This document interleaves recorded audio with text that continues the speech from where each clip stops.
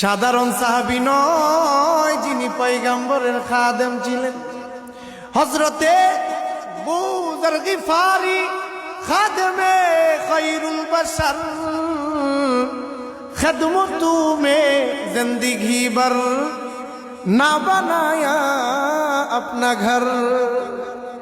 সাধারণ কোন সাহাবাই কেরাম না, নবীর জন্য মহব্বত দেখাইতে দেখাইতে নিজের জন্য একটা আপন ঘর পর্যন্ত নির্মাণ করতে পারে নাই। কেমন মহব্বত নবীর জন্য তারা দেখাইছে। এরে আখিরি জামানার উম্মত, আজকে নবীর জন্য আমাদের কোনো মহব্বত নাই। আল্লাহ বলে নবী জানায় দেন, কুল ইন কুনতুম তুহিব্বুনাল্লাহ ফাত্তাবিউনি ইউহিব্বুকুমুল্লাহ ওয়া ইয়াগফির লাকুম যুনুবাকুম ওয়াল্লাহু গফুরুর রহিম। নবী আপনি জানায় দেন, কেউ যদি আমি আল্লাহরে পেতে চাই, কেউ যদি আমি আল্লাহরে ভালোবাসতে চাই, সে যেন আপনি নবীরে অনুসরণ করে, সে যেন আপনি নবীরে মহব্বত করে। রে আখির জামানার উম্মতের মধ্যে নবীর জন্য কোনো মায়া নাই, নবীর জন্য কোনো ফিকির নাই, নবীর জন্য কোনো চিন্তা নাই। নবী যে রক্তমাখা দিন রেখে গেছেন, এমনি কি দিন এই পর্যন্ত আসছে। বলে সাহাবাই কেরামের ইতিহাস, বড় বড় আল্লাহ ওয়ালাদের ইতিহাস।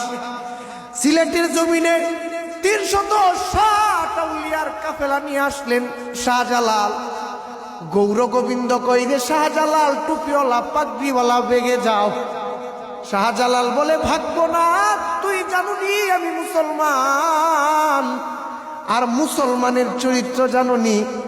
মুসলমান যেই কদম সামনে দেয়, ও কদম কোন বেঈমানের ভয়ে পেছনে ফেরত নেয় না। শাহজালাল বলে যুদ্ধ হবে, গৌর গোবিন্দ কয় যুদ্ধ হবে। ওই রাত্রিবেলা সেজদায় পড়ে কান্নার আওয়াজ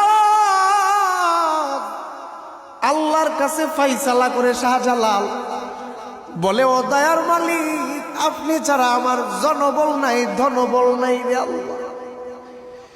আসমান থেকে আপনি কুদরতি ভাবে ফয়সালা করিয়া নেন ও দয়ার মালিক। ফজরের আজান হবে, শাহজালাল কাফেলার মধ্যে ইয়ালান দিয়া দিলেন। বলে এই মজলিসের মধ্যে এমন একজন ব্যক্তি আসনি যার জীবনে এক ওয়াক্ত নামাজ কাজা হয় নাই, ফজরের জামাতও ছুটে নেই। এক ওলিয়ে